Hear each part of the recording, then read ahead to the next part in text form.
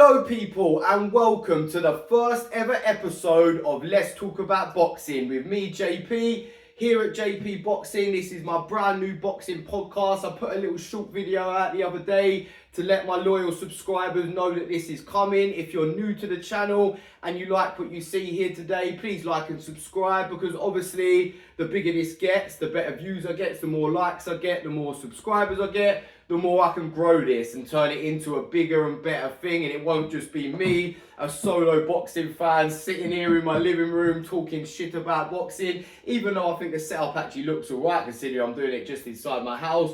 But the dream in the long term is to go big with it, is to get guests on, virtual, maybe in a studio and stuff like that. But obviously to do that, I've got to get some income coming in with it and I've got to make it a lot bigger. But that's just the intro for the first time here. That's all coming for the future. Don't worry about that. Big things will be coming. So make sure you stay tuned, people, after today if you do enjoy what you see. But what you're getting right here, right now, is what you always get at JP Boxing. Something I've promised you guys from day one. Something my loyal subscribers will know what is exactly what I do. It's just a real boxing fan like you talking real shit about the real things that are going on in boxing. It could be anything from hot topics and crazy debates, some YouTube boxing I dive into sometimes, but I'm more of a hardcore boxing fan that talks about the real stuff. And yeah, what you can expect here, me personally, my favourite type of podcasts aren't the one with massive structure, you know, where it's quite formal. I'm a fan of like Fight Disciples and proper boxing and ones like that, where they just go on there pretty much and talk shit about boxing with each other. The difference is right now I'm just going to be talking with myself. I do actually argue with myself quite a bit if you've seen some of my videos. No split personality or any shit like that. It's just how we are as boxing fans. I always say put one boxing fan in a room on his own, he's still going to argue with himself. That's just who we are. But yeah, just a little bit of a structure. How I'm gonna do it. The start of the video, there won't usually be a long intro like this, of course. I'll review the fights from the weekend just gone. Today, that's going to be Edwards versus Yafai. A lot of talking points there. Then I'll dive into the news of the week. There's some big things here. Obviously, the best card ever. A lot of people are saying it's just been dropped. Talking about Conor Benn, if he's cleared to fight, etc. So stay tuned for all that. And then the predictions for the fights coming up at the weekend. I'll dive into them at the end. And obviously this week, that is Paro versus Hitchins, a fight I think that is absolutely mouth-watering over in Puerto Rico. That's my favourite fight of the weekend. Really going to dive into that and get you guys hyped for it, because there ain't enough people talking about that one. You got a rematch between Emmanuel Navarrete and Usyk-Fury. Bit random, but the first fight was brilliant. I ain't complaining about seeing it again. And then the main event on the Magnificent 7 Frank Warren show on TNT Sports. Brad Pauls versus Pauls-Bentley. I think that's going to be a very good fight too. And as a British fight fan, of course, I've got to talk about that. So yeah, without further ado, that's enough intro. As I said, the intro won't be this long every time, people, although I do like to ramble, but hopefully it's interesting rambling. And if you haven't tuned out yet, thank you, because stay tuned, because now we're about to talk about boxing. Let's go. So yeah, reviewing the boxing from last weekend. Obviously the big fight everyone was talking about, especially here in the UK, mainly here in the UK, I'm guessing. I doubt this one was too big in America, but the hardcore boxing fans, I'm sure, would have been at least paying attention to it, and they would have seen what has happened and probably been shocked about it, like a lot of us British fight fans were. Because yeah, the two big talking points here, of course, are, the main one should be Yafai's absolutely brilliant, dominant performance. He got the win in round 6 via TKO, the referee waving it off with Edwards just not throwing back. I'm sure you guys have seen it by now though. And another big talking point that's kind of, I wouldn't say overshadowed, and I wouldn't say taken away from Yafai's performance or anything, but I think it's just a talking point because it's a bit more shocking maybe. A lot of us knew Yafai was a very good fighter and was probably capable of beating Sonny Edwards, even though I did pick Edwards to win. We'll talk about why in a minute and why Yafai did shock me and why Edwards shocked me. But the big talking point is that Sonny Edwards, after round 2, I'm sure you've all seen the clip by now, man, standing in his corner saying to his coach, "Do you want me to be real with you? I don't even want to be here right now." What the fuck is that about, man? I know he said after the fight, and the thing that really wasn't shocking after the fight, as soon as he said that in round 2, I knew he was done. Not just done in that fight, that was fucking guaranteed. I think most people would have seen that, but I think done in his career. Like, once you say that in the ring, I've commented this on a few videos and that afterwards, and one of the comments that I put, it got like 500 likes, which is obviously a lot just for a comment on YouTube, because it is true. Once you say that as a fighter, it's not just you done in the fight, it's probably you done as in your career, man. Once your heart goes, it is very hard to get back. It's not like coming back from a bad performance or anything like that, where you can just say I had an off night. That is a serious fucking issue. It's actually the worst issue and the worst thing you can say as a fighter. So obviously, he said afterwards, coming into the fight, that he was going to retire either way. Maybe he had one foot out the door, but if you're telling me if he got in there and absolutely squawked Yafai, made an easy night of it, I don't think Sonny Edwards would have jumped on that mic and retired afterwards. I think maybe he would have said, oh, I'm going to have a year out now, just give my body a bit of a rest, then come back and search for world titles. He was probably debating whether he really wanted it anymore, and then as soon as Yafai jumped on him in that first fucking round, gave him a worse beating than what Bam Rodriguez did. And I'm not saying Yafai's a better fighter than Bam Rodriguez or anything, even though that's a brilliant fight we have to see in the near future now, in my opinion. But yeah, if you've got one foot out the door, you're doubting whether your heart's really in boxing anymore, Yafai was probably the worst fighter and the worst style for him to get in there with, man, because he just absolutely obliterated him. So yeah, Sonny Edwards, even as a fighter that's retiring though, man, like, I don't think you should be saying that shit. Like, even if you really fucking hate it in there, do not speak that out loud. Do not speak that into existence, because it makes you look a bit like a quitter, man. But his coach did the right thing. I see some people complaining, saying that his coach should have pulled him out there. No, his coach did exactly what I would have done and what any real boxing coach would have done. Fucking didn't actually physically slap him, but gave him like a verbal slap and said, sort your fucking self out. Stop feeling fucking sorry for yourself. You've had 1 or 2 bad rounds. Get the fuck in there and do what you do best. But Edwards just couldn't do that. Yafai stayed on top of him. Now let's talk about Yafai. Now my prediction for this, you can go and check it, people. I said I think Sonny Edwards is going to win just due to experience, but I do believe that Yafai is one of, if not the best prospects in not just British boxing, but in world boxing. And I picked him to be the guy coming out the 2016, was it 2016? No, my bad. 2021 Olympics. If it was 2016, he would have turned fucking pro ages ago and probably be undisputed unified world champion by now. 2021 Olympics, sorry. I knew then, watching him, man, when he got the gold medal, his style is absolutely fucking tailor-made to be exciting in the pros. The only question was, can he do it down the stretch? Can he do it against the very best pros? Now, obviously, some people might not say Sonny Edwards is the best pro out there in terms of physicality, in terms of strength, but in terms of a difficult fight in the pros, before this fight, let's not be hindsight warriors and say that Sonny Edwards isn't an elite boxer and isn't a difficult fight for anyone when he's in there, when he's popping and when he's flowing. And I don't want to take anything away from Yafai's performance, because as I said, it was his fast start that really threw Sonny Edwards off. But anyway, I digress. The reason I picked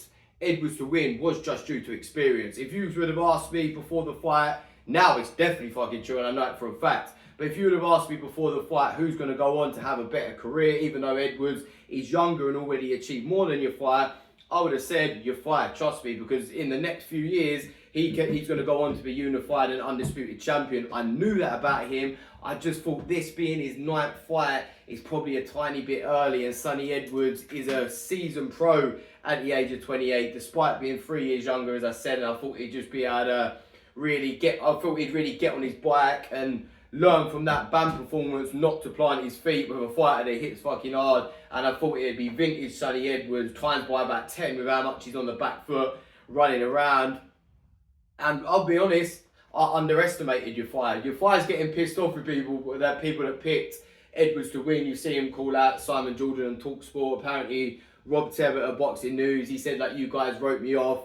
But I don't think we wrote him off. They probably just did the same as me. Writing someone off means they don't have a chance.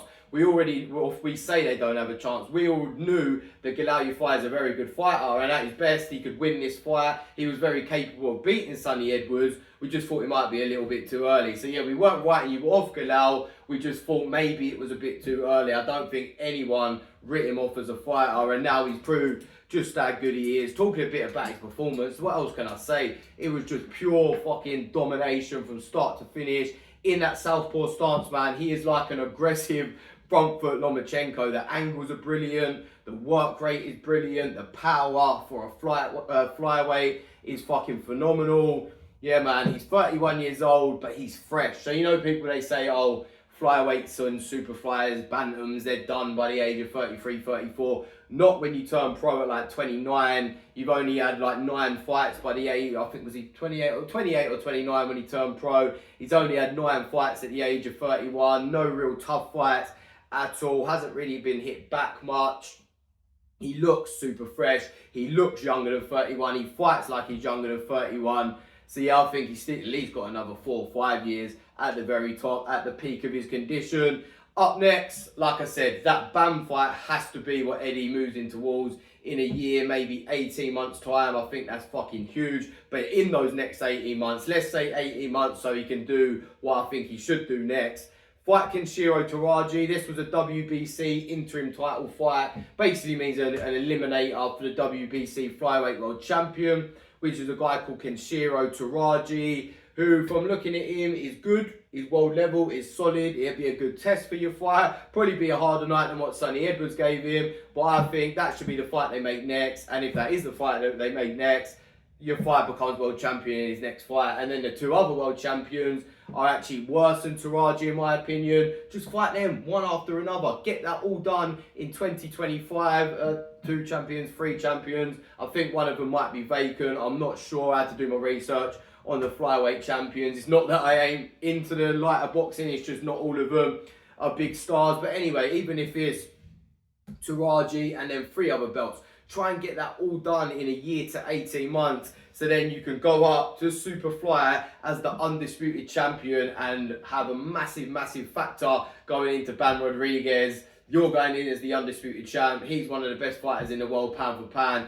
That is a fucking super fight at super flyweight. Hopefully Bam ain't gone up in weight too much by then. I could see him sticking around at super fly for another year or so. That's why I'm saying that some people are saying, oh, give it 2-3 years. No, fuck that, man, because Bam then will end up going up to bantam and super bantam. You got to make it in the next year or so, or Bam's going to go up in weights more and more. But either way, man, your fight is in for a good fucking career. He's one of, if not my favourite, up-and-coming fighter in Britain right now. Looks phenomenal. The sky is the fucking limit for him. He's going to be unified champion without doubt. I'd say he's going to be undisputed. And I'd say he could go and be 2-3 weight world champion because he's fucking big for a flyweight too. And obviously the weight gaps, pound-wise, is only like 3-4 pound in between these weights here. So he could become a 3 weight, maybe even 4 weight world champion, man. But Eddie's got to move in quick, and I think he'll make the right fights for him.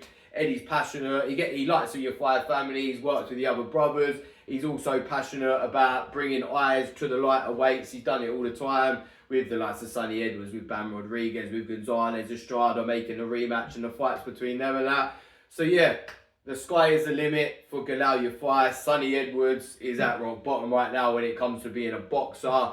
Just go enjoy your life, man, because if your heart ain't in it, this sport will fucking eat you up. And as a guy who talks a lot of shit in Sonny Edwards, he can't complain when he's getting hate and that now. You live by the sword, you die by the sword. If you're one of the cockiest fighters around, you've got to accept that when you take an L, people are going to wreck you for it. It's the same with Ben Whittaker. Didn't take an L, but when he fell over the ropes and that, after all the showboating and stuff, people are going to wreck you for it. Because in this world, a lot of people, I like it. I like cockiness, confidence in anything really. But as a boxer, I think you've got to have it. But a lot of people in this world don't like it. So if you are cocky, you're asking to get wrecked and get hated on, especially in this social media day and age. When you take an L, and it was a big L for Sonny Edwards last Saturday night. But yeah, that's the review wrapped up, people. Let's move on now to talking about the news in the boxing world this week. And man, when it comes to boxing news in the boxing world this week, I am not starting with anything else other than the unreal fucking card that has just been dropped for February 22nd in Saudi Arabia. Just when we thought we couldn't like and be any more grateful to Mr. Turki Al-Sheikh, Jesus Christ, he goes bigger and better than ever. If you haven't heard about it yet, boxing fans, I don't know what the fuck you've been doing, because even as the casualist of casualist boxing fans, even though it's more hardcore fights on this, surely this has gone onto your radar, because there's enough great fucking hardcore fights on here for it to excite, like I said, even the most casual of fans. But for us hardcore boxing fans, I'm sure like me, you are absolutely fucking buzzing for this. I know we got Fury Usyk on December 21st and that, but I'm like, fuck Christmas, fuck December, fuck New Year's Eve. Just bring me February 22nd right now. Let me sit in front of that TV from 5 p.m. to like midnight and just watch this brilliant fight after brilliant fight show, man. I'll just run through the fights quick, but like I said, I'm sure you probably know the rematch. Beterbiev versus Bivol, the top of the show. The first fight was massive. The first fight was brilliant. Will I give little predictions for these as I'm going through them? I'm going to give you my little pick right now as we go through each fight. But I will say, disclaimer here, they might change the nearer we get, the more I study. But just if I had to pick off the top of my head right now, I think Bivol wins that rematch. I thought he won the first fight. I think he can make the more adaptations. But then Beterbiev's fucking brilliant, man. I don't need to tell you about these two. That main event, the rematch being made so quick, why it's such a hot talking point still. I can't fucking wait for it. They fucking hit the right spot with that one as the main event. Then Daniel Dubois versus Joseph Parker as the chief support, man. Fucking hell. This was meant to be the main event when it was a bit up in the air whether Beterbiev versus Bivol was going to happen or not. And this as a main event is fucking massive. All of these really could be main event fights, other than maybe one of them I'm going to talk about in a minute. But yeah, Daniel Dubois versus Joseph Parker, one of the best fights that could be made in the heavyweight division right now. When we was looking for an opponent for Daniel Dubois after Anthony Joshua pulled out of the rematch, Joseph Parker was the one that everyone was calling for. I would have liked Bakodi as well, I would have liked Zhang, but really Joseph Parker is the one who deserves it the most. And man, I can't see this being anything other than a brilliant fight. It's a genuine 50-50. I'll go with Daniel Dubois, just being the younger, hungrier guy coming through on work rate, momentum and that. But Parker could easily win this one. That is a really tough fight to pick, and heavyweight boxing at its best, other than Fury Usyk, of course. Then the one that probably could, I'm not complaining about, I'm not going to complain about anything on this card. And I'd say this is the first ever boxing card that's been dropped that I haven't seen any complaints anywhere from any media, any fighters, any people commenting on social media or anything like that. There is nothing you can complain about on this one. But Shakur Stevenson versus Floyd Schofield, it's a good fight. It's a decent test for Shakur Stevenson. But I want to know is what happened to the Williams-Zepeda fight. I haven't really researched it, so maybe Zepeda's got injured or something like that, but I haven't heard anything, you know. And I thought after Zepeda struggling a little bit against Kevin Farmer, I thought, yes, we're finally going to get this fight now. Shakur will step up and fight him, but it ain't happening for whatever reason. That would have made this the guaranteed best card of all time if they had that on it too. But Stevenson Schofield, it's a decent fight, it's a good fight. The more closer we get, I'll watch a bit more of Schofield, who looks decent, but yeah, man, Shakur should get the win in that one. Next up, Carlos Adames versus Hamza Shiraz. A very good fucking fight for the WBC middleweight world title. If I'm correct, Shiraz getting his world title shot. He's one of the best prospects in Britain, if you can call him a prospect anymore. Now he's at world level. Adames is a solid world champion, solid explosive fighter. That has got fucking fireworks written all fucking over it. I'm finding this hard to pick each one, man, which shows they're good 50-50 fights. Do you know what? I know a lot of people on the Shiraz hype train, but there's something about him, man, that tells me not that he's a hype job, but he's more beatable than people think. And I think Adames could be the guy to shock him, you know. So if I had the gun to my head right now, I'd pick Adames in that one. But of course, Shiraz is capable of winning it. He's a brilliant up-and-coming fighter. I'm just not fully sold he's this unbeatable beast that people are making him out to be, just because he's beaten guys at a much lower level than world level in brutal fashion. Next up, man, the fight that could be the fight of the night. Vergil Ortiz Jr. versus Israel Madrimov. Madrimov, fucking hell, let me just give you this, mate. He's already lined up to fight Serhii Bohachuk, who had a really close fight with Vergil Ortiz recently in December. And 2 months later, he's already signed up to now fight Vergil Ortiz, which means his last year of boxing, or just over a year maybe, would have been Kurbanov, who was 25-0, beat him. Terence Crawford had a close competitive, but a fight he did deserve to lose. I'm not saying that was controversial or anything, but got in there with Terence Crawford. So that's Kurbanov, then Crawford, then Bohachuk, then Ortiz Jr. 4 straights in a row. Madrimov is a real one, is a throwback fighter, man. You just got to hope you don't lose to Bohachuk. I'm surprised they made this guaranteed Ortiz versus Madrimov. What I would have done if I was Eddie Hearn making this one, say the winner of Madrimov versus Bohachuk fights Ortiz Jr. because it's not a given, man. That's a good competitive fight. I make Madrimov the favourite against Bohachuk, but Bohachuk could upset the odds. And really, then you've got a massive spanner in the works then, because do they still keep it as Madrimov? Do they put cancel the contract to put Bohachuk in? I think it would have made the fight between Bohachuk and Madrimov more exciting on the undercard of Fury Usyk. Another big exciting talking point for that. If you said the winner of this fight gets a slot on the best boxing card, or the proclaimed by a lot of fans, best boxing card of all time on February 22nd. You win this fight, you get that spot, and then they would have fought even fucking harder to get it as well. Not that they won't fight hard already, but yeah, would have just added more razzmatazz to that fight. So, but either way, Madrimov probably will get the win and come through and then fight Ortiz. Who wins that one?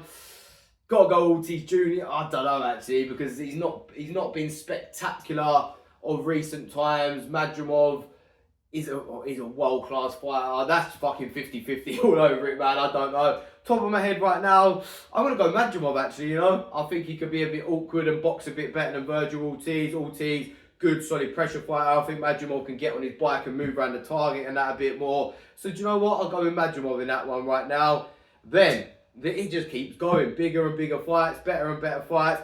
Joshua, not saying that's better than this. Good fights over and over again. I'm not saying Buatsi-Smith is better than Ortiz versus Madrimov in any way, but it is a very good all-British fight at light heavyweight. Joshua Buatsi versus Callum Smith. It's a bit of a random one, but it's just two good top-level British fighters. It should be a good fight. It'll actually be a really good action fight, I think. I would have rather seen Buatsi versus Yard, of course, but I still think that's maybe coming down the line. Hopefully, I don't think either of them can retire without making that one happen. But Buatsi's got to get through Callum Smith first, and that ain't a given. Because I think if this was, say, a couple years ago, Callum Smith versus Buatsi, even the Buatsi of now versus 2 years ago, Callum Smith, I would have picked Callum Smith to win that one. Now, I might just edge Buatsi on work rate, but I think if Callum Smith can get back just a little bit of what he had a couple of years ago, he could cause Buatsi big problems. And it's close to a 50-50 again, that one. And then Zhilei Zhang versus Caballero. Oh my God, that is such a mouth-watering heavyweight clash, man. I've just realised I've talked about this show for fucking ages, and this ain't even my preview and prediction for it. It shows you how good this show is. But yeah, just quickly running through that one. Zhilei Zhang, an absolute monster, a unit, a beast, even at the age of 41. Caballero, I've been saying since he beat fucking Derek Chisora in Monaco about fucking 6 years ago now, that he is the dark horse of the heavyweight division. He's proved it against, what's his name? Makhmudov, the big, crazy, weird-looking geezer who kept twitching his neck all the time. Everyone thought he was a beast. Caballero came in and stopped him, got in there and beat Frank Sanchez, a guy who I thought was another dark horse in the heavyweight division. That was the two dark horses up against each other. Caballero proved he was the better one, proved he's the real deal. Zhang is a very hard fight for him because Caballero's a small heavyweight. Zhang is as big as they come, really, as a heavyweight in terms of height, size, power, strength. I think Caballero's got to be at his absolute best, being slippery, boxing and moving around the target. Do not get caught by Zhang. I think he's capable of doing it and win quite a clear points one. But if Zhang catches him, the size difference, the weight difference, it's going to be a dangerous fucking night for Ajit Caballero. But yeah, what a fucking show that is. That's my preview for it. There'll be an even bigger preview like around February time when that show actually happens. Let's carry on talking about the rest of the boxing news now. Apparently, and I say and emphasize apparently because we've been told this a few times now, but we're hearing rumours, talks, whatever you want to call it, news potentially, that Conor Benn is now officially cleared to fight in the UK. Now, like I said, I'm saying apparently there, I really don't know whether to believe this or not, because Eddie Hearn and Conor Benn and his team have been telling us this for like the last year, and it hasn't fucking happened. Yes, UKAD have just decided, they haven't called Conor Benn innocent, they haven't said he hasn't like done any wrongdoing or anything like that, but I think they've just given up on it, you know, and said they're not going to appeal the decision that he's cleared to fight in the UK again. But he's still got to get a licence from the board, and the British Boxing Board of Control, they're not happy with Conor Benn because he's kind of disrespected the system, the organisation of the British Boxing Board of Control, the way they deal with failed drug tests and stuff like that. He has been a diva, he has handled this terrible. Whether he's innocent or not, he's acted like he's above proving his innocence. He's told us shit time and time again that either hasn't been true or hasn't come to fruition about having evidence to clear his name, and we still haven't fucking seen it. And he's acted like the board have got some agenda against him, and Eddie Hearn is guilty of doing this too. And I don't think it's right as him as a promoter, because a lot of people do listen to Eddie Hearn and take what he says as gospel for some reason. Why you would do that with a boxing promoter talking about their fighter that they've got to hype up and sell and make money off? Why you would believe everything they say about that fighter is beyond me, but a lot of fans do for some reason, especially the more casual audience. But I do think it's 50-50 with this one, maybe even 70-30 in terms of a lot of people really not believing Eddie Hearn and kind of being against Conor Benn and the way he's handled the situation, because he has handled it wrong. Like, why is the British Boxing Board of Control going to have an agenda against you, man? Like, you, Conor Benn, you're not fucking Tyson Fury or Anthony Joshua, some massive superstar, some really big name, influential guy that the board's like, oh, we got to get him out of boxing. You're fucking the son of Nigel Benn, who I can understand they didn't like, and that's probably where that egotistical, oh, the board is against me thought of Conor Benn comes in. But you're his son. You're nothing special. You haven't done anything as a fighter. You don't have any big pull. Like, there is no reason the board is going to have some fucking vendetta out to get you. It's just way too egotistical from Conor Benn. But apparently, he's cleared to fight again now anyway. We'll see. Like I said, whether that comes to fruition or not, I don't know. Who he'll fight when he's first back, I don't know. People know what my thoughts are on Conor Benn on here, man. I think he's a bit like Usyk Jr, but maybe even worse. He's a big name because of his dad. He hasn't actually proven anything as a fighter. I'm not going to say whether he took PEDs or not, but he was looking good for about 6 months to a year, running through a few people. Had a couple fights since he's been caught out and looked pretty fucking shit and pretty fucking basic. Obviously, there was all talks about him versus Usyk Jr, the fight that was meant to happen before he failed the drugs test 2 years ago. It looked like that was going to finally happen now, whether it's in the UK or Saudi Arabia. But now we're hearing that apparently Conor Benn is going to target Mario Barrios, the WBC welterweight world champion. How the fuck Eddie is just going to make that happen when Conor Benn ain't done anything for the last 2 years? Don't even think both of his last 2 fights have been at welterweight. I think one of them's definitely been at 154. I can't remember if the other one was at 147 or was at a catch weight. But either way, Conor Benn ain't done anything to deserve a world title shot at welterweight. But Eddie Hearn, he's got the money, he'll probably make it happen. I think he promotes Mario Barrios too. So if that happens, it's a winnable fight for Conor Benn, because I don't think Mario Barrios is that good of a world champion. But I'll make Mario Barrios favourite in here. I think he'd win on points. Usyk Jr now is apparently going to be fighting, or we're hearing rumours that he's going to be fighting Erislandy Lara. Now that really fucking surprised me. I was like, what the fuck? That is such a random fight. People are making Usyk Jr the favourite in that one. I'm like, what the fuck? I think Erislandy Lara could be 50 fucking years old and still beat Usyk Jr. He will box rings around him the entire night. Trust me on that. And I'll be very surprised if Usyk Jr actually takes that fight. But we will see. For me, make Usyk Jr versus Benn, then let them go their separate ways and do what they want against their career. Because if not, the talk's just going to go on for fucking ages about them too. Another potential fight that really fucking excites me that could be happening. Apparently, Arnold Barboza Jr. Versus Jack Catterall at light welterweight. I think that is a very good fight stylistically, in terms of 2 very good boxers with very good momentum right now.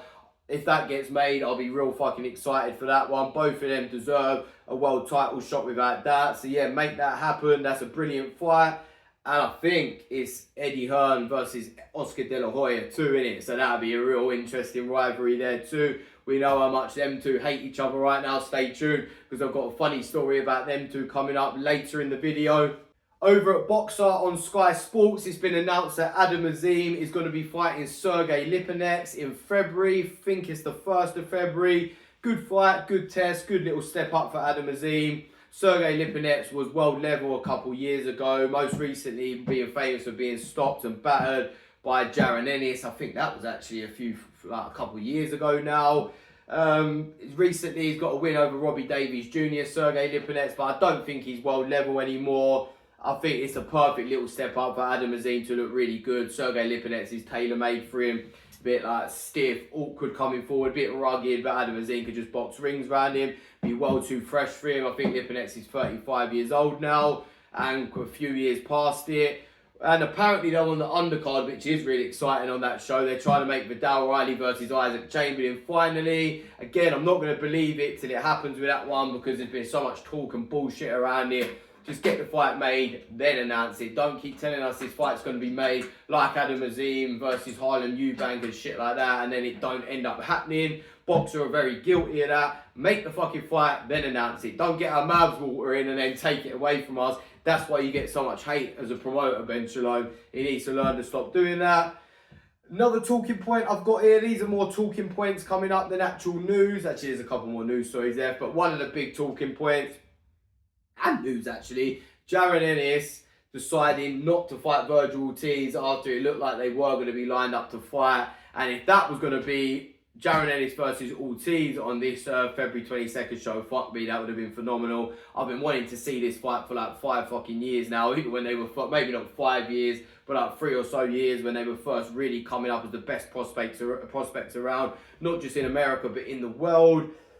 And people are saying Jaron Ennis ducked him. It doesn't look good having a fight lined up and then saying, no, I don't want to do it. But if you look at Jaron Ennis' reasonings, it's understandable.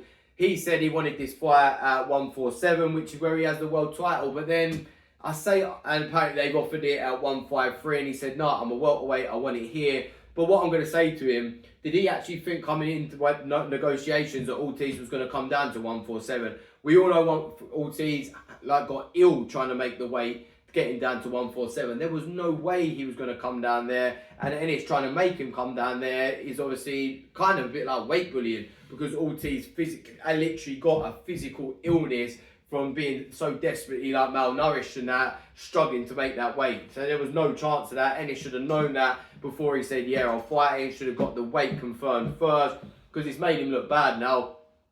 I don't think he's ducking. I just think he was a bit foolish with the negotiations. But you know how boxing fans are. It's gone from Crawford ducking Jaron Ennis now to Jaron Ennis ducking Ortiz, and then it'll be Ortiz ducking someone. Every time a fighter doesn't fight the guy the fans want him to, it's called a duck in boxing. It very rarely is. It is usually negotiations and that, fucking it up. But in some cases, Canelo Benavidez, I'm going to say it is ducking. But that's a talking point for another day. Talking about 154 and around there, Errol Spence is back, people. I don't know if I'm excited by that or not. Errol Spence of a few years ago, man, let me see him in the ring every fucking weekend. He was one of my favourite fighters. I loved watching him, but he looked like a crumbled, broken fighter against Terence Crawford, didn't he? He's going up in weight though, apparently. Apparently he's coming straight back in at 154 against the world champion Sebastian Fundora, a fight that's been talked about for a while. He'll have to be back to his best, because if he's anything like what he was against Crawford, he'll get absolutely battered by Fundora, because Fundora is a relentless fucking wrecking machine. They're 6'6", which I have like a 7-inch height advantage, maybe even more. What's Spence? 5'9"? What's that? About 8-inch height advantage, massive reach advantage, massive size advantage over Errol Spence. Them fucking long meat cleavers chopping Spence up. It could be a bad sight, you know. He has to be back to his best for that one. A name that's synonymous with Errol Spence always, Terence Crawford, apparently now has got an injury and is out to May. I think though, people, I'm hearing things, reading things, I think we're going to finally see Crawford versus Canelo. I say finally, but a fight that's been talked about for the last year or so that we want to see, just because it's fucking two of the very best in boxing. Their names have been linked together and that.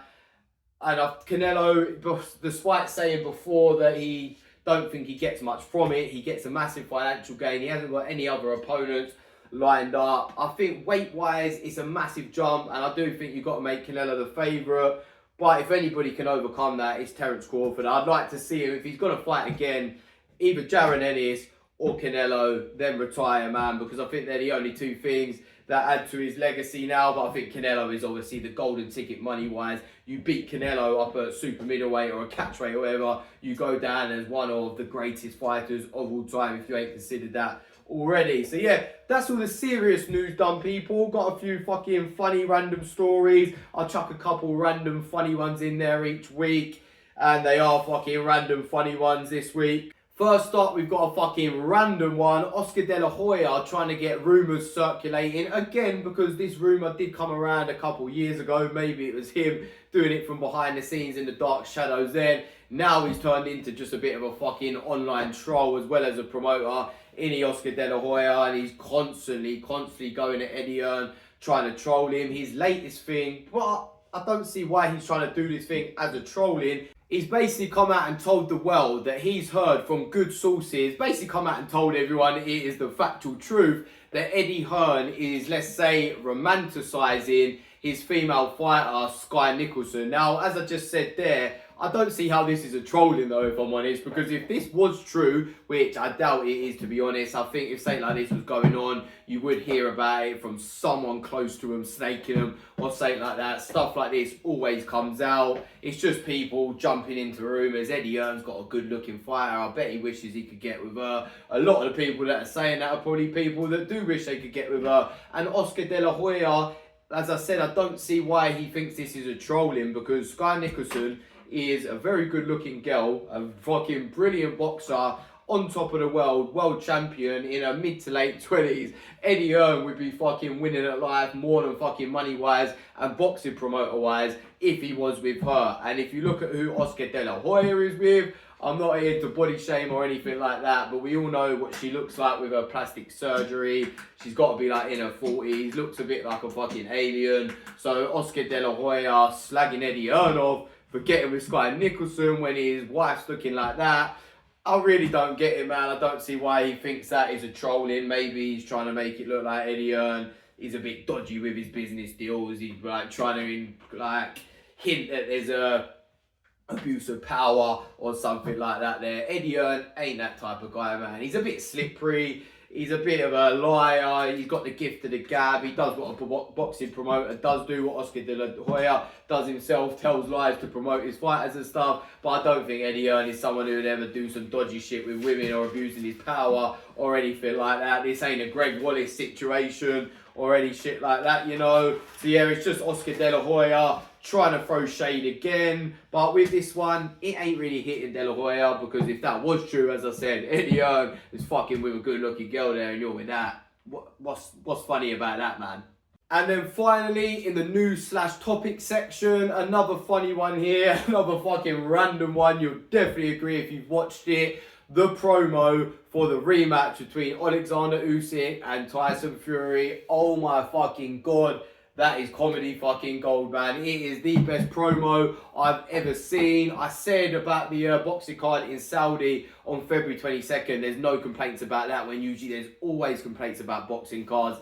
And it's the same with promos. I've seen a lot of promos recently where I think, oh yeah, that's actually quite good, I like that. And then I read the comment section below and everyone's fucking complaining about it, saying that's shit, that's naff, that's put me off the fight, whatever. Boxing fans are so hard to please, but I haven't seen anybody complaining about this one, man. It is funny as fuck. If you haven't watched it, go watch it. Obviously finish this video first, of course. I need the viewing time, people. But then if you're going to do anything afterwards, go watch that. It only goes on for like 2.5 minutes. It is comedy fucking gold. It's the perfect promo for those two, because they're both serious fighters inside the ring, but outside it, they don't really take themselves too seriously. They're both wrecking each other. They're not taking themselves too seriously in the promo. It's just proper fucking funny, man. Like, you've got Fury on the head of a sausage with Usyk screaming at it in the supermarket. Fury lifting his top up at the end, and Usyk's head coming out of his belly, obviously highlighting the greedy belly thing. Paris Fury turning into Usyk. It's just fucking comedy gold, man. And both of them have actually could have careers as actors after boxing. Fucking Usyk, I've said before, even before this promo, He could easily be a Bond villain, man. He's got the personality to be an actor without that. Both fucking hilarious though, man. A fucking brilliant promo. And it gets people, if possible, even more excited for their rematch on December 21st. Right now, on to my predictions for the fights this weekend, people. Then we'll finish off. I've already talked for much longer than I expected to. I'm enjoying this podcast format though, man. It's less serious. I just sit here, chill, don't have to say everything perfectly, just fucking talk shit about boxing, and that's what I love to do most. So yeah, let me run through these predictions real quick, and then I'll let you go to next Thursday, people. But as I said, if you do like what you see, please comment, please keep coming back, please like and subscribe and all that. But first, let's talk about the fights coming up this weekend. My main fight of the weekend, the one I'm really looking forward to, being overlooked a little bit. I'd say it's probably the most excited I've been for a fight in quite a while. And when it got announced, it wasn't one I was crazily excited for. But you know, when some fights just catch your attention once you start watching the build-up and that. And I think the way these two have clashed, Liam Paro and Richardson-Hitchins. I always go to call him Richard Hitchinson. I've heard a lot of people do that too. But yeah, Richardson-Hitchins, they're complete clash of styles, the way they box, the way they fight. Paro a bit more of a rugged come forward warrior. Hitchins more of a slick boxer. Gets accused of running sometimes. Been accused by Paro a lot. They have clashed massively, man. Their face off across the table from each other is good. Matchroom released a face off with them two now in Puerto Rico, facing off against each other, and Hitchins is going mad at him, man. And fucking, I think he's coming into this one with a big fucking chip on his shoulder. He's thinking he's got to prove a lot of people wrong. It's not that he's just pissed off at Paro for saying that he's running, he looked shit against Lemos in his last fight, and it was an off night for him, but people are too quick to write people off. And Hitchins, at the age of 27, feels like before he's even really started at world level, feels like he's getting written off already, so you can fully understand why he's angry coming into this one. And I think that's bad news for Liam Paro, you know, because I think he is getting the best Richardson-Hitchins we can see. Because he looked bad in that Lemos fight, he needs to bounce back and respond. If he'd have had an easyish night against Lemos, he might not have learned too many lessons. But because he's got so much hate from it, and he got the win, but people said it was controversial and stuff. I think it was a close fight, could have gone either way. I don't think it was a robbery. But he's probably feeling like it's worse than taking a loss because he's getting slagged off so fucking much for it. And I think Richardson-Hitchins at his best is a better fighter than Liam Paro. And I think boxing fans are way too quick to write someone off once they've had one bad performance. I said it in one of the comments of one of the videos. It was just all, Paro's winning this easy. Paro's going to win this easy. Hitchins is a hype job. How every single fighter in history has had an off night. I don't care if you're Floyd Mayweather, Muhammad Ali, Alexander Usyk, Manny Pacquiao, whoever. Every single fighter in boxing ever has had an off night. Don't write a guy off just because he struggled against a solid world level guy in Lemos who come in there and probably put in the best performance of his career. Hitchins, look at what he did in the fight before it against Jose Zepeda, another world class guy, absolutely won every single round against him pretty much. I think Hitchins has got this one, man. I think people are writing him off. I think he's going to come in here and I think he's going to surprise Paro a bit because Paro thinks, he keeps accusing him of being a runner, getting on his bike too much, and I think Paro thinks that's what he's going to do. And I think Hitchins is going to, he'd be stupid to get in there and go to war with Paro, but I think he's going to plant his feet at times. I think he's going to step off instead of really moving around the circular outside of the ring. I think he'll throw good combinations, step off, throw again, and really plant his feet, really dig in that Paro a bit. He's not really a hard hitter, but he's massive compared to Paro. Looks like he's about 2-3 weights above him. It's got Paro's 5'8" on BoxRec and Hitchins is 5'10". Really, it looks about 5'7" and about 6 foot. The height difference between them.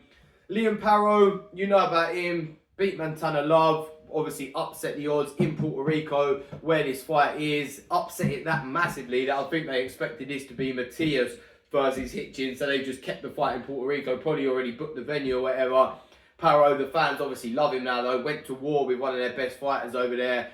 Matias was a bit of a letdown that night. I think that night was Paro being good, but Matias being a letdown a bit. And I think Matias will be real pissed off with how he performed that night. Just didn't look like vintage Matias, but maybe Paro made him look like that. The feeling I'm getting with Paro though, and I don't want this to be like an insult or anything like that, or be disrespectful, because I think these fighters are solid world-class fighters. but I think we might be a bit of like a George Kambosos type fighter. You know, that if you have a bad night, they are good enough to beat you and beat you in good fashion. They're good, solid, warrior type fighters over in Australia, but they're not spectacular. Like you've seen with Kambosos had a very good night against Teofimo Lopez. The same way Paro had a very good night against Matias. But then look what happened to Kambosos afterwards. You realise what his level actually was and just realise he had the night of his life and pulled it out the bag like these Australians do when they're given that big opportunity, because they don't usually get them internationally. Like, they're big over in Australia, but when they fight internationally, they're looking at it as like the golden ticket. But it's hard to keep on to that golden ticket. You can take it one time, but keeping hold of it and cashing it in every time is hard. And you saw Kambosos get scored against Haney, get scored against Loma, and realise the level he's at. Is Hitchinson's elite? Is Hitchins world level though? That is the question, and I think he is. I don't know. I said is he world level though? He is world level. Is he elite? That's what we're going to find out, because to do a job on Liam Paro, you've got to be elite. If you're just world level, then it's a 50-50 fight. But I think Hitchins, at his best, can be elite. I think I'm going to go Hitchins. A good, exciting fight. A few good rounds of Paro in there. But he upsets the odds, proves everyone wrong, gets back to his best, shows he is the real fucking deal, lives up to the hype and wins a clear unanimous decision. And I think Paro's in for a bit of a shock. I reckon he might get dropped and hurt in there quite a bit too. People are underestimating Hitchins. They're going to find out, man. He's one of my favourite fighters, personality-wise and boxing ability-wise, coming through. So yeah, that's my pick for that one. That's the pick of the weekend. Without doubt, do not miss that one. Next up, the rematch, Navarrete versus Usyk-Valdez. Their first fight a couple years ago now, if I remember. Definitely over a year ago, if I remember. Between a year and 2 years ago. It was a brilliant fight. Might even be more recent, actually. I can't even think. I get so fucking confused with all these fucking fights, man. I'm pretty sure it was about a year ago, but there's just so many fights going on. It's hard to remember when they all happened. Sometimes I see a fight and it happened like 6 years ago. And I'm like, fucking hell, that only felt like yesterday. It's madness. But it's good. Shows you there's so many big fights going on all the time now, week after week. You lose track of them. But yeah, their first fight, one thing I do know, was fucking brilliant. Emmanuel Navarrete got the decision, unanimous. It was a good, close, competitive fight. It was an absolute war. Navarrete busted his hand in the fight. Usyk-Valdez's eye was one of the worst you'd ever see in terms of swelling, not being able to see out of it. But it was two Mexican warriors going at it. Who do I think wins the rematch? If you look at what both of them have done since, none of them have looked that good. Usyk-Valdez beat Liam Wilson, stopped him in 7 rounds. Liam Wilson, decent, nothing special though. And Navarrete has had a draw and a loss since then. He drew with Conceição and then lost to Berencic up at lightweight. Probably shouldn't have been up at lightweight. Super featherweight is probably his limit, which is why he's come back down. He's still retained that WBO super featherweight world title, even though losing at the weight above. Navarrete's being made the favourite in this one. Do you know what? I'm going to go for another upset. Fuck it, let's be bold. And I think Usyk-Valdez wins this one. I think he can make the better adaptations. I think even though Navarrete is only 29 years old, which surprised me when I was making my notes for this, I was like, fuck, I thought he was like 33, 34. Seems like he's been around for ages now. Usyk-Valdez is 33, 4 years older.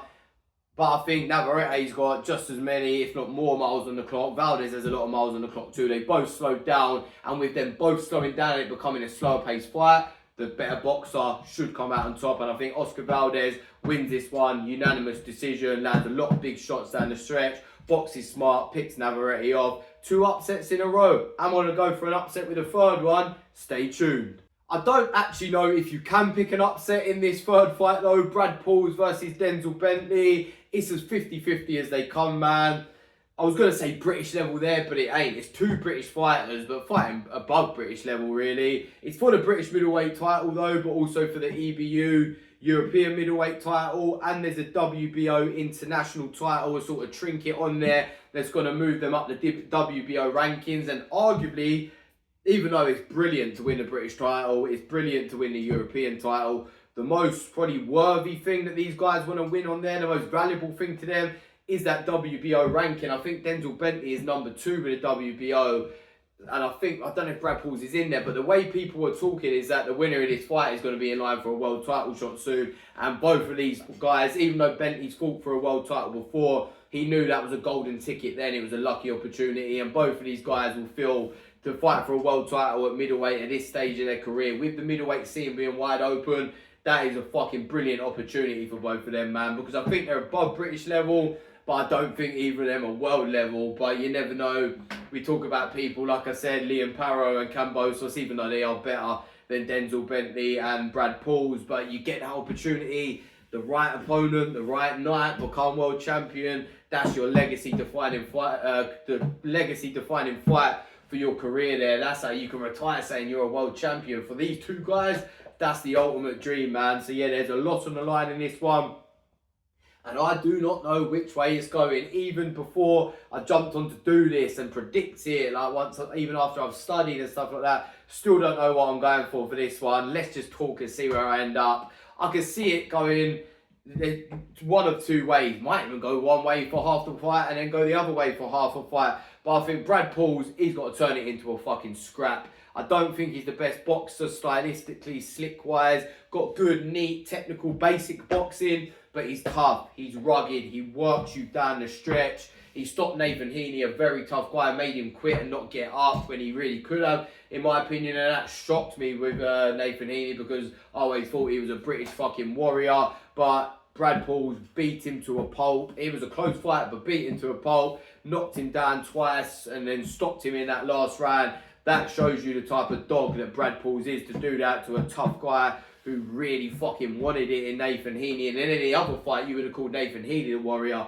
So yeah, I've got a massive load of respect for Brad Pauls for that. But then Denzel Bentley is one of my favourite fighters. I think he's one of the most underrated British fighters. He's just a bit hit and miss, a bit hot and cold sometimes. That on his best night, he gives Janabek, one of the best fighters in the world at middleweight, the middleweight world champion, gave him a really fucking hard night before losing. Showed that, look, he belonged at world level there. But then goes and loses to Nathan Heaney, who is the mutual opponent here between these two, in a fight that I would have bet my house that Denzel Bentley would have beat Nathan Heaney, but he just really underperformed, and Heaney beat him quite clearly. But Bentley did say after the fight, not making excuses, but his head wasn't right. He just weren't really feeling that fight, really overlooked Heaney, but you can't do that as a fighter, man. You got to be on point every single fucking fight. If you're hot and cold, you hit and miss, you end up losing to guys that are a lot fucking, not a lot worse than you. That's disrespectful to Nathan Heaney, but guys you really should be beating. I think if the best Denzel Bentley turns up, fully motivated, thinking I've got a world title shot after this, I need to win these type of fights to get the big fights I want, because that's what I think with Denzel Bentley. I think he feels like he's above this level a bit. You've got to fucking prove it, man, if you want to fight at the level above this.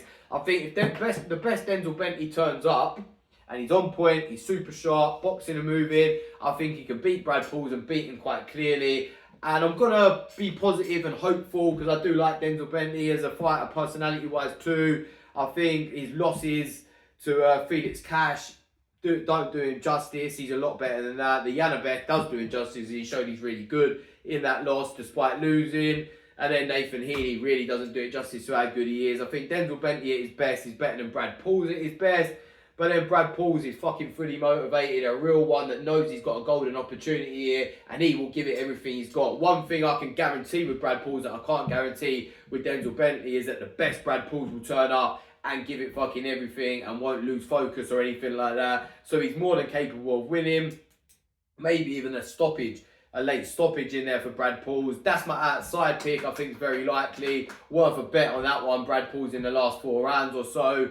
But I do think most likely option, as long as at his best, is Denzel Bentley gets the win. And I think that means if I do pick Denzel Bentley, because I haven't checked, but I'm pretty sure that Brad Pauls might be the favourite going into this one now, slight favourite. But that means I'm going for the 3 underdogs, betting-wise at least anyway, in Hitchins, Valdez and Bentley. That's definitely worth putting a bet on. I'm going to go check the odds after this and put a tenner on that, at least for Saturday, and see what that comes in at. Maybe you have to go for the method of victory too. But I'm not betting tips for people, but they're 3 underdogs that can definitely win. If you want to put a little punt on there, and then you can chuck me some of the winnings. I'm only joking. But as always, bet responsibly as well. I don't want anyone fucking coming afterwards and telling me that they spunk fucking £200 because I told them these guys are going to win. All of these guys, really, man. Paro, I can see why he's the favourite. I can see why Navarrete is the favourite. And I think Pauls versus Bentley is a 50-50. I just think the three underdogs are the slightly more, I'm not even going to say underrated guys, but the guys that people ain't expecting to win are going to win this Saturday. And that's why I think it's going to be a really exciting night of boxing. But as always, as I say, we never know. I think I've got, if I'm honest right here, I'm surprised no trolls have done this yet. I'm obviously not famous enough, but I think I've got I think it's like 5 out of my last 6 predictions have been wrong. But they've been like Taylor Serrano and Zerdo versus Billam Smith and fights like that. Fights that really could have gone either way. And I'm happy to be wrong. When people get in the comment section sometimes and they're like, haha, you got this one completely wrong. I'm like, I'm fucking happy. I don't want to sit there and know who's going to win and it to be exactly what I expect every time. I fucking love it when someone gets in there and proves me completely wrong, man. That is what boxing is all about. The shock factor in boxing is when boxing is at its very best. But one thing that ain't going to be shocking this weekend, one thing I can guarantee is all 3 of these fights will be very good fights. I can guarantee that. So make sure you tune in for them, people. I hope you thought this was very entertaining. This was a very good podcast. And if you do, it's my first one. Obviously, I'm going to get better. It's like when you fight, you don't come in, you don't start at the very top. I'm going to work my way up with this and try and make it better and better for you guys each week. But I think it's a good start. If you think it's a good start and you like what you see and hear here, people, please like, please subscribe, because as I said, that helps you make the channel grow. And as always, jump in the comment section below and on any of my videos. With this one, talk about any topic you want. Let me know if you agree or disagree with what I said, and talk boxing with me, because that's what I love doing most, talking boxing with other boxing fans. Thank you for watching the first ever episode of Let's Talk About Boxing at JP Boxing. See you next Thursday. Bosh!